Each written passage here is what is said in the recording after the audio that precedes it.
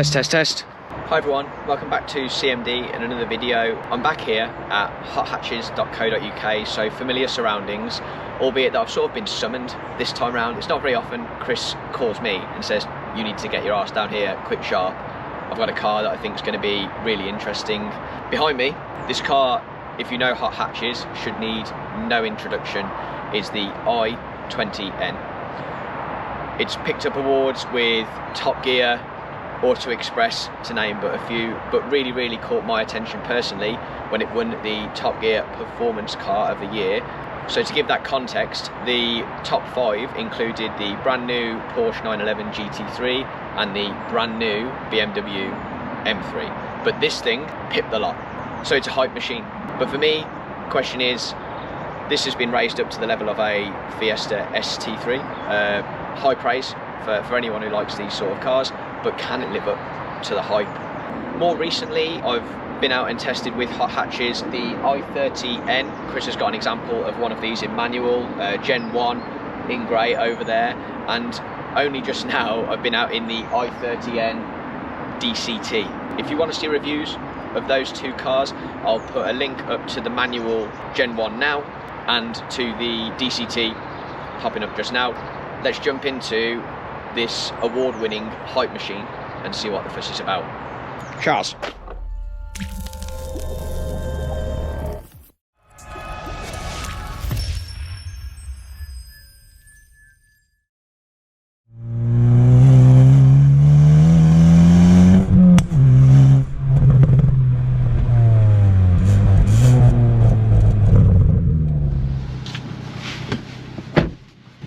First things first, heated steering wheel, heated seat.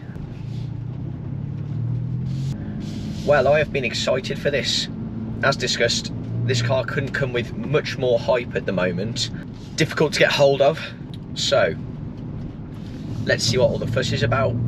Got a big 10-inch infotainment screen there, digital dash, cockpit. I've got a whole host of gadgets and gizmos, from Bluetooth telephone, lane change assist, cruise control. All my menus are here, from navigation, tyre pressure, oil temperature, engine temperature, speed. I've got wireless charging, heated seats, automatic climate control, all the materials.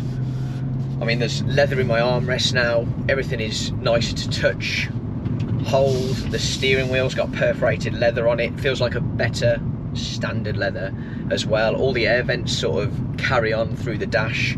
The design language is just very sleek, and this has got a very premium feel about it. Just got to deal with a bit of Beaconsfield. I'm going to start flicking through the modes a bit. So I've been in eco, sort of warming the car up. I'm just going to click the drive mode button. It's actually, considering how well the car revs and the noise it generates, it's actually quieter than I expected in lighter modes. The other thing to note in this car is that as Hyundai i20Ns go, this one is rare because it comes with the Bose sound system, which you can't spec on these cars on the Hyundai configurator at the moment. No one's really sure as to why, but it's definitely a rarity, and if you order one, as far as I understand it at the moment, you can't. So just briefly, 1.6 litre 4-cylinder turbocharged petrol engine, 204 brake horsepower, I think, and 275 newton meters of torque. Should be good for 0 to 60 in about 6.2 seconds. So this is less than half a second slower 0 to 60 than the big brother, the i30N, which is no slouch. And it comes with good news, which is showing you their intention, I suppose. Good set of alloys, good set of brakes, again, for the car, in comparison to what you would normally get, and a mechanical diff on the front. So in theory, it's a recipe for an awful lot of fun. Clicking into sport now before we get into the N modes and all the adjustability. Immediately, that's weird. So as far as I'm aware, the suspension isn't adaptable. But that feels, could be steering feel, I don't know. That feels like the suspension's got harder. Maybe that's just me overthinking it. Sounds good. We're on damp British roads that demand respect.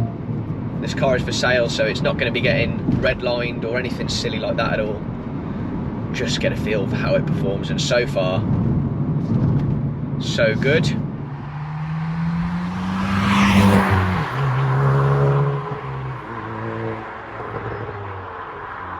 And as the car's right up to temperature now, let's hit that N button. You get this amazing flame graphic.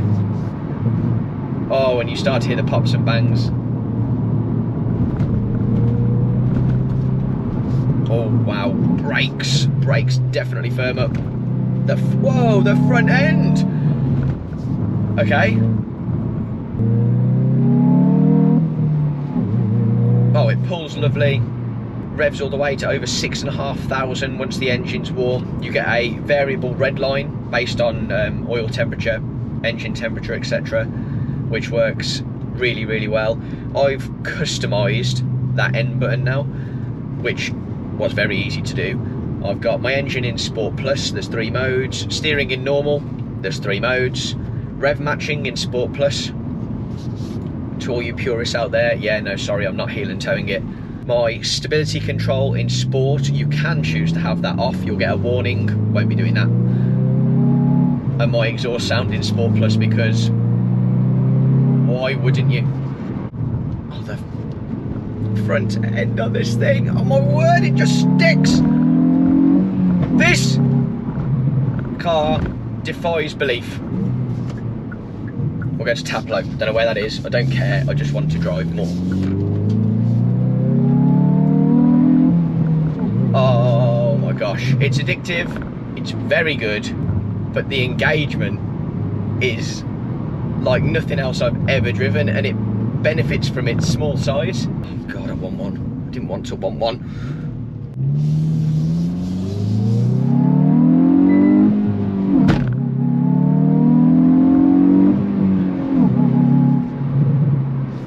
Very fast and very good and very engaging, and annoyingly completely worth the hype.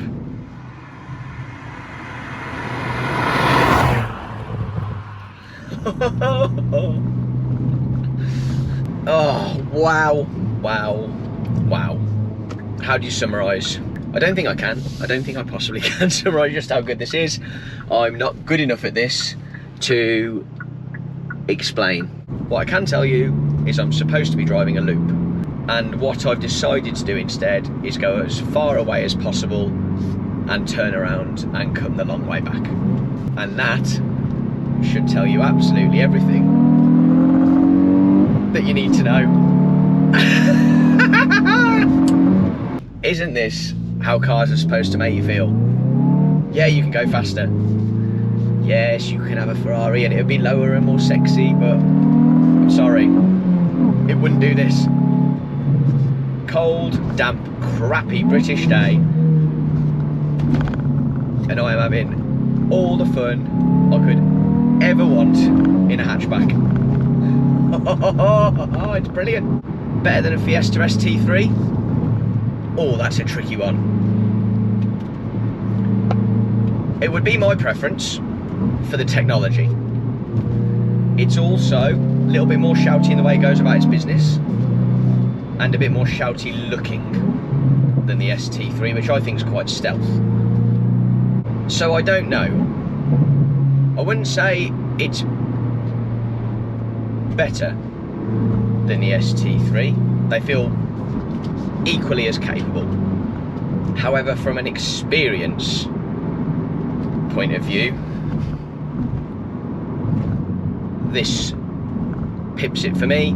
That being said, I genuinely think it really is just your preference and how you want to go about what you want to do.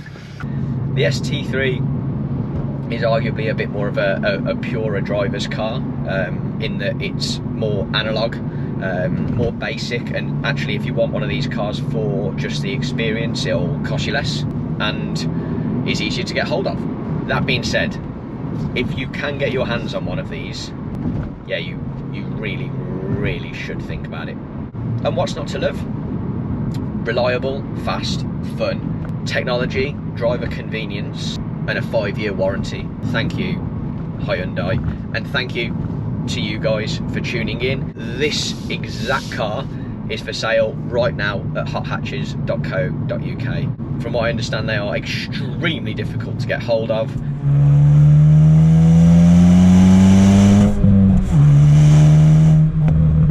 Thank you for tuning in and watching the video. If you're new to the channel, CMD is in the process of becoming a 100% not-for-profit charity.